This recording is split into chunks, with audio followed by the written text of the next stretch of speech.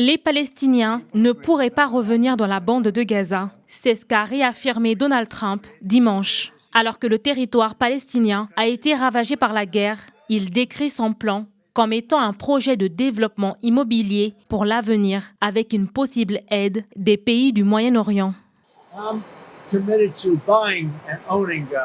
Je suis déterminé à acheter et à posséder Gaza. Quant à la reconstruction, nous pourrions la confier à d'autres pays du Moyen-Orient pour construire certaines parties. À Gaza, tout est démoli. Ils ne pourront pas vivre dans ces bâtiments en ce moment. C'est très dangereux pour eux, mais nous en ferons un très bon site pour un futur développement.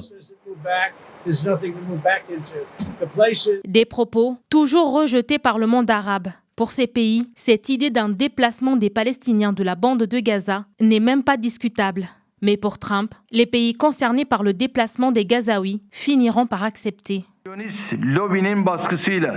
Je voudrais dire ceci clairement et une fois pour toutes. Les propositions avancées par la nouvelle administration américaine concernant Gaza n'ont aucune valeur de discussion ou de considération de notre point de vue. Personne n'a la force d'éloigner les habitants de Gaza de ces terres. Elle leur appartient. La Palestine appartient aux Palestiniens avec Gaza, la Cisjordanie et Jérusalem-Est.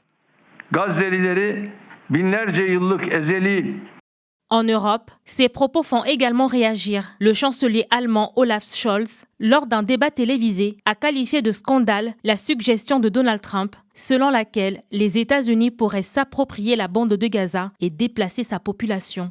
Le Premier ministre israélien a qualifié dimanche de révolutionnaire cette proposition du président américain. De son côté, le mouvement palestinien Hamas, offusqué par la proposition de Donald Trump, a annoncé lundi le report de la prochaine libération d'otages israéliens prévue dans le cadre de la trêve à Gaza.